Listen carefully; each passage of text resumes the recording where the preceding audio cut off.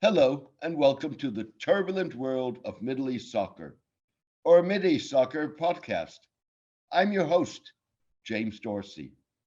Please subscribe to my newsletter and or YouTube channel, where you can click the notification button for more updates.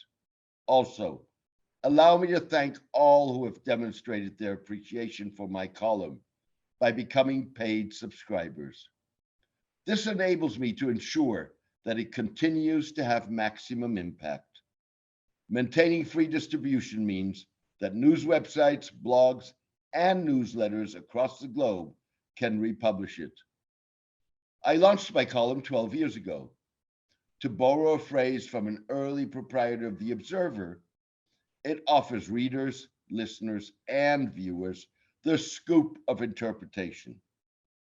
If you are able and willing to support the column, please become a paid subscriber by clicking on Substack on the subscription button at www.jamesmdorsey.substack.com and choosing one of the subscription options. Thank you. Saudi Arabia's little touted effort to overhaul its defense and national security architecture may be the United States' best bet to rebuild relations with the kingdom in ways that imbue values and complicate the establishment of similar defense ties with China or Russia.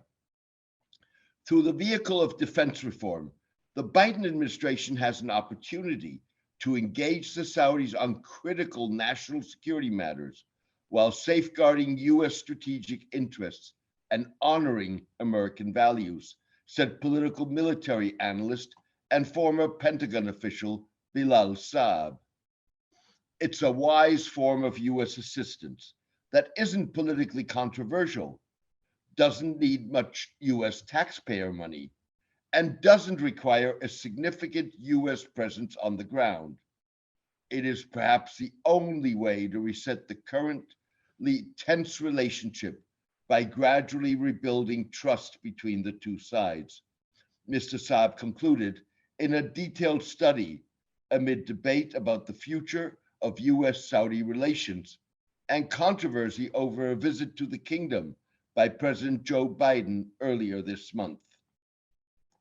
Mr. Biden's visit may have helped persuade Saudi Arabia to divert to Europe oil shipments destined for Asia, but did little to restore Middle Eastern confidence in the reliability of the United States as a global leader and reliable security guarantor.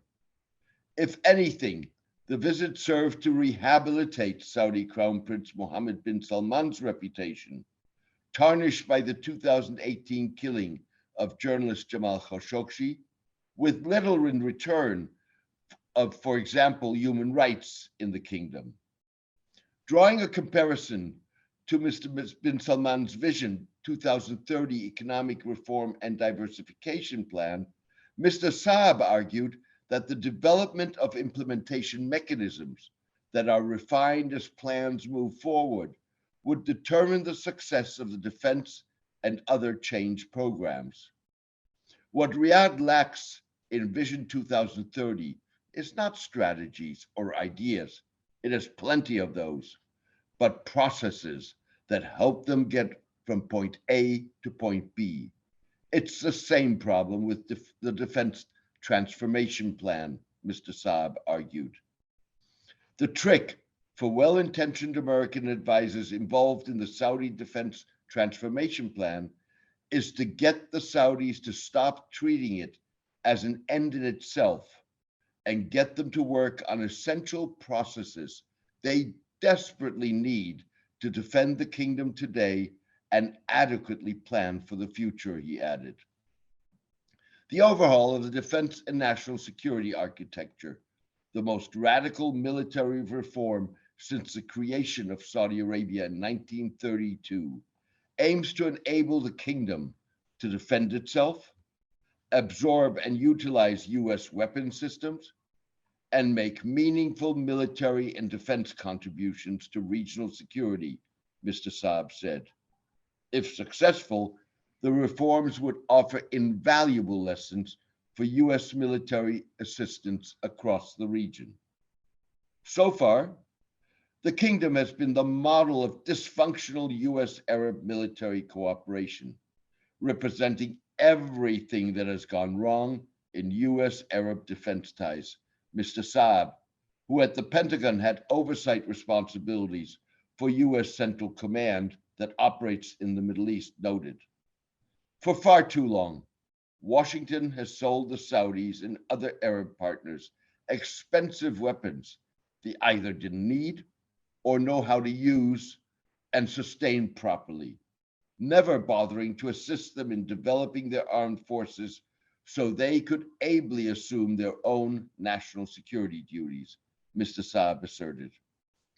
Over the years, Saudi expenditure on the acquisition of arms, among the highest in the world, juxtaposed with the kingdom's inability to perform on the battlefield and defend itself, made it the butt of jokes and ridicule. The Saudi failure was one driver of past widespread empathy with jihadists, who with 9/11 and until the defeat of the Islamic State in Syria and Iraq, appeared able to achieve more with less. To be sure, Gulf states have progressed since the days when they were unable to field a military response to Iraqi leader Saddam Hussein's 1990 invasion of Kuwait, and needed the international community to come to their rescue. Saudi Arabia has since fielded and sustained a military force in Yemen for the past 7 years, but has been unable to reverse the territorial and strategic advantages of the Houthi rebels or prevent one of the world's worst humanitarian crises. Mr. bin Salman, who has gained complete control of all Saudi Arabia's defense and security forces since coming to office, has been driven in his national security reforms by the lessons of the war in Yemen, Houthi and/or Iranian attacks on oil and other critical infrastructure in the kingdom, as well as the United Arab Emirates, and the US failure to respond robustly to those incidents. Instead of breaking or downgrading defense ties with the Americans, the Saudis wisely chose to more effectively partner with them and seek their advice on how to create a better functioning defense establishment. Washington answered the call, Mr. Saab said. But Mr. Saab cautioned that while this change in the US attitude towards defense relations with Saudi Arabia and Saudi self-defense is monumental, necessary, and overdue, it is only part of the equation. The Saudis still have to execute, and given the broad scope of their defense reforms, the journey will be long and arduous, he said. Mr. bin Salman set the tone for the reforms by noting, "When I enter a base in Saudi Arabia, I found the ground is made of marble, walls are ornamented, and finished with high quality. When I enter a base in America, I see no ceiling. The ground is neither furnished with carpets nor made of marble, but only concrete and practical." The state of Saudi defense was abysmal before the launch of the reforms in 2017. Saudi Arabia had no ability to formulate a coherent national defense strategy, nor any effective operational and tactical guidance for its armed forces.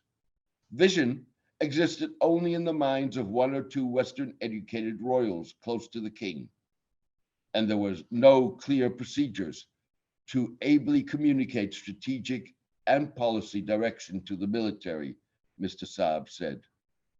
The Saudis lack systematic defense analysis and strategic planning to prioritize missions and capabilities and identify requirements which would have helped them avoid buying expensive equipment they did not need. Analysis and planning would have also enabled them to monitor, assess, evaluate, or improve the readiness levels of their troops. Similarly, Saudi ground and air forces could not communicate with one another, which made coordination all but impossible. Saudi air and missile defense may be where the kingdom has progressed the most. It has intercepted hundreds of Houthi missiles and drone attacks, even if some defeated Saudi defenses. Many of Saudi Arabia's defense problems still exist. What's encouraging, though, is that the Saudis, under Mohammed bin Salman's leadership, now recognize these deficiencies and seem for the first time determined to address them in partnership with the United States and to a degree with United Kingdom, Mr. Saab said. Atmospherics and public posturing may be one thing, the nitty-gritty of US-Saudi cooperation another. In the ultimate analysis, cutting through the noise to focus on what is happening in the real world may be the best measure of the future of US-Saudi relations. And that may be a more optimistic picture than meets the eye. Thank you for joining me today. I hope you enjoyed the podcast. Also, thank you to all who have demonstrated their appreciation for my column by becoming paid subscribers. This allows me to ensure that it continues to have maximum impact. Maintaining free distribution means that news websites, blogs, and newsletters across the globe can republish it.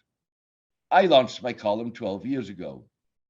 To borrow a phrase from an early proprietor of The Observer, it offers readers, listeners, and viewers the scoop of interpretation.